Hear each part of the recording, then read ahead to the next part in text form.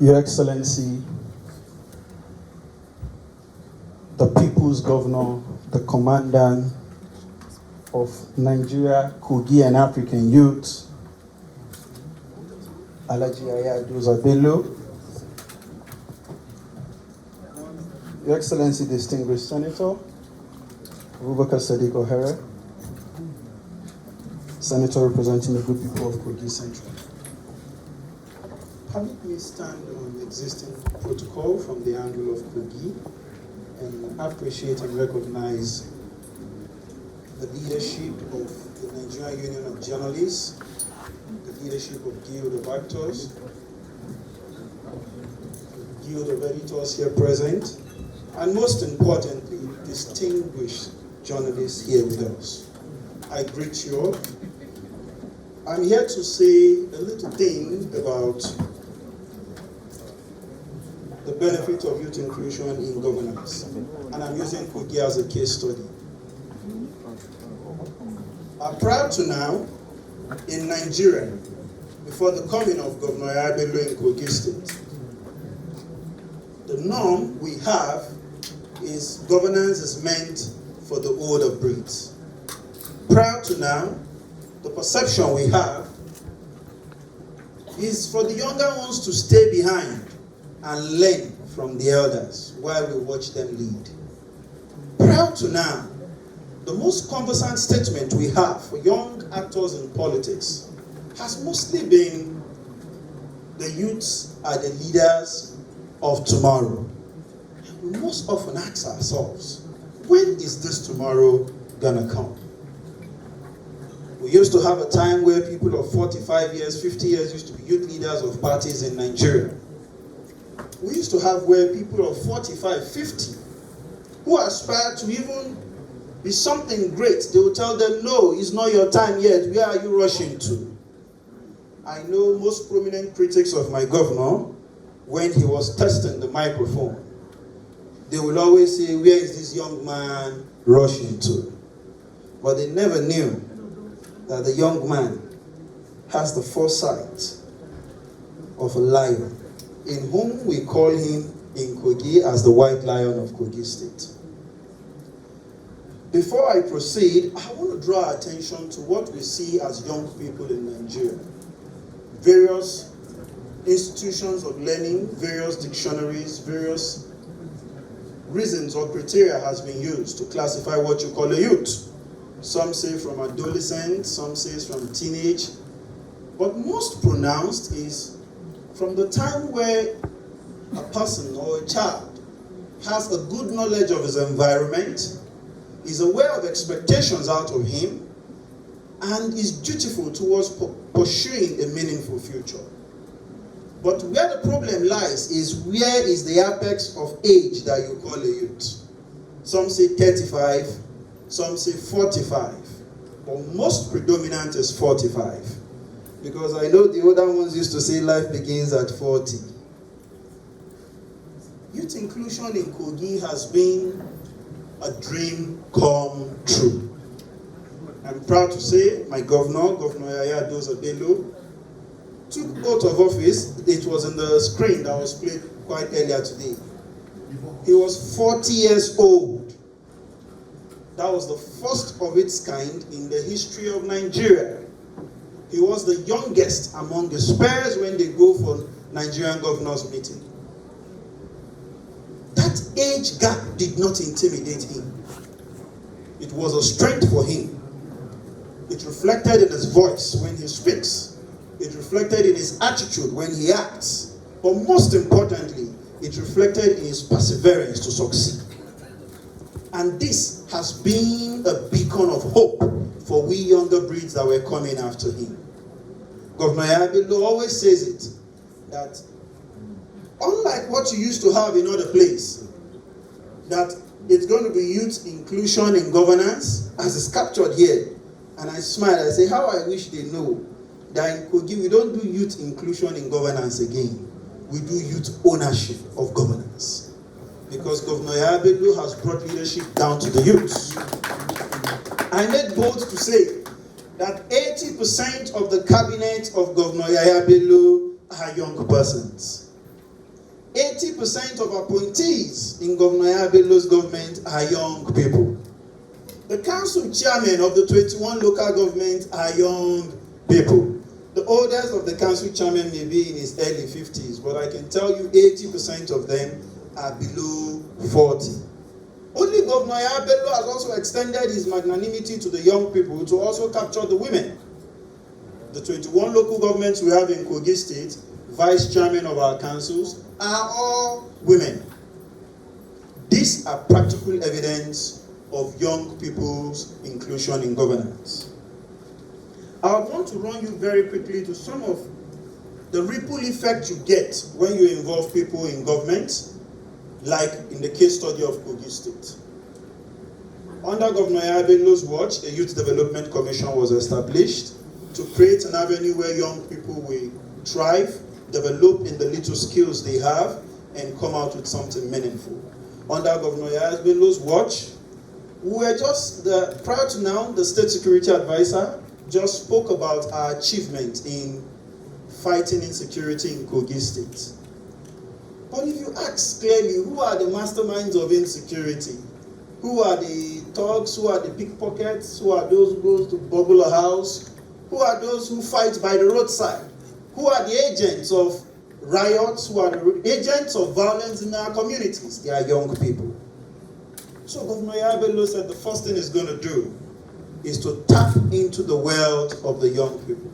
Nelson Mandela used to say it, any country or nation who fails to tap into the wealth of the younger people is heading towards doom. Governor Yabelo saw that vision in the young people and he decided to keep them engaged. Over 5,000 young persons were recruited for vigilante community policing in Kogi State. This is keeping the youths busy. But one of the most important aspects where Governor Yabelo gave hope and life to the young people in Kogi State specifically was in agriculture. As part of the slides that were played earlier, for those of us who grew up in the village, tractors are of different brands. You have Massey Ferguson, Steyr, you have John Deere, you have Mahindra. That's the one from India of lesser quality, with due apologies to them. Governor Yabelo procured Massey Ferguson tractors, 40, to be shared to our local governments to encourage local domestic farmers. This is unprecedented. And his watchword is, let us grow what we eat, and let us eat what we grow. When we have taken enough and is remaining, we can sell to our neighboring states. And you can attest to that Kogi today is one of the largest producing community for rice, which has also reflected in the rice mill His Excellency has built in GYB. This is a multi-billion naira project just to create a development chain in agriculture, so that you don't just give them tractor to farm, but how can you accommodate what they are producing? He built a rice mill, knowing fully well Kogi is bordered by river, of course, from our name, we are the confluent state. That means a good portion of our land will be swampy. That also reflects to rice production. So at times, in youth inclusion in governance, it's not just limited by the number of young people he's employing into his cabinet. No. It's not just limited to the number of young people who are head of agencies, head of parastatals. Yes, Yabelo has a way of fishing for the best among the young ones to lead in these agencies.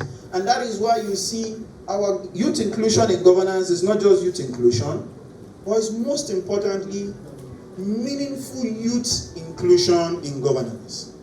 Young people that are purposeful, young people that have a track record in achievement, young people that have done so well in their spheres of life. Under Governor Yabelo's regime as a governor, which we're still enjoying, he has a student of medicine, Anthony Edo, isn't it, who helped develop an app during COVID-19. A medical student. He's still a student and he's still working with Governor Yaya Bello. If you permit me amplify what my governor is saying now, the app this student developed is what federal government has adopted. This is discovery of raw talent happening in Kogi State. where a son of nobody, known by nobody, can become somebody, because there is somebody who has been ordained by God in Kogi to help lift the hand of the younger ones up. I want to thank you, Governor Abelo, for the privileges you've given to the young people in Kogi State. I want to thank you for believing that we can do it. I used to remember 3 years ago, Your Excellency, sir, when the quest for governorship hasn't been strong, you said you will hand over to a younger person in Kogi State. I make bold to say that our candidate in APC, Alhaji Usman Ododo, is in his early 40s. To be specific, about 42 to 43. He is the youngest among every other major contender in Kogi State. Although we are glorifying them as major contenders because we know there has to be a second and a third in every race, but I can assure you for Kogi, they are going to be a far second. And just very quickly,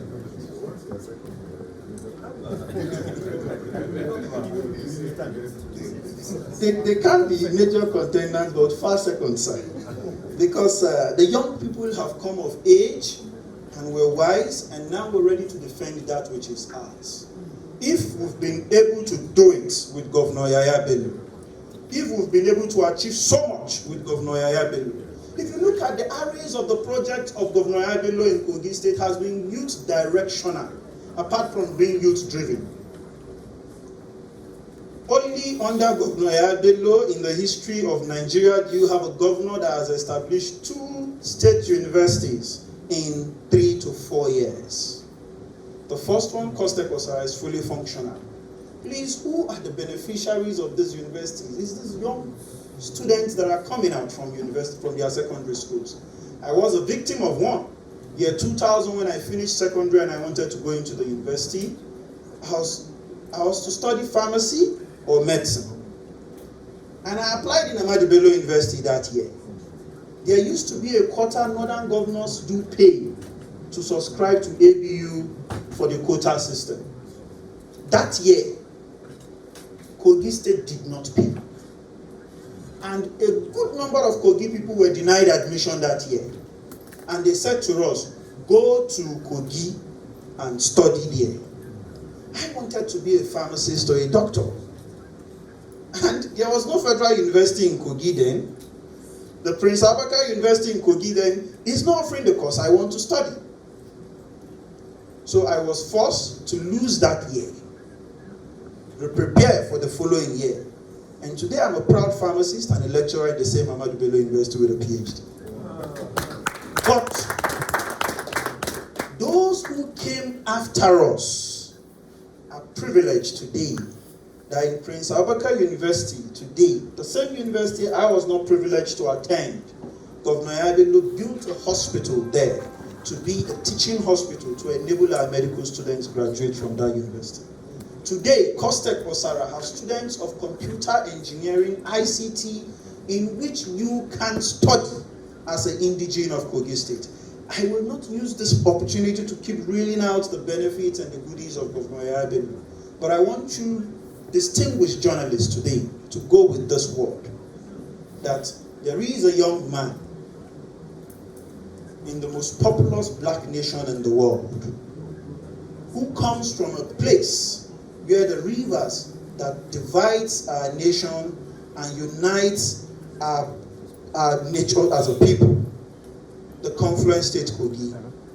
A young man who has happened to be a beacon of hope, a young man who has proven to the older breeds that the young too can lead, and the young has come of age.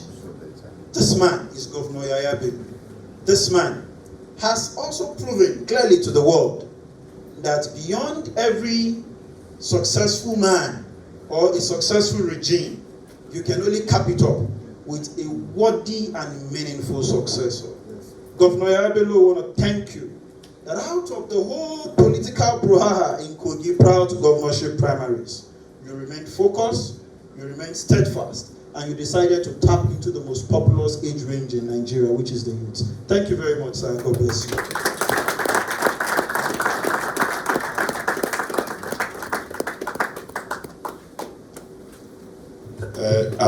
I will suggest that the round of applause will not have brouhaha, and he must have a PhD.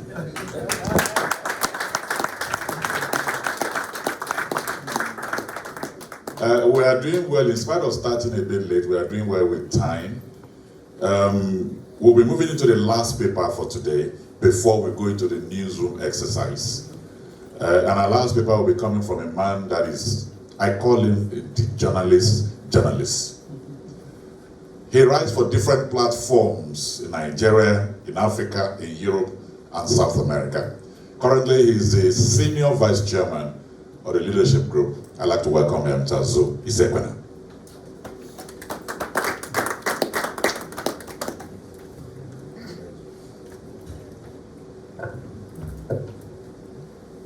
Your Excellency, the Governor of Kogi State, Governor Yaya Bello, all protocols observed. I defer to everyone on the high table. I must say that Dr. Oludare did an extraordinary job, and I really like to personally applaud him for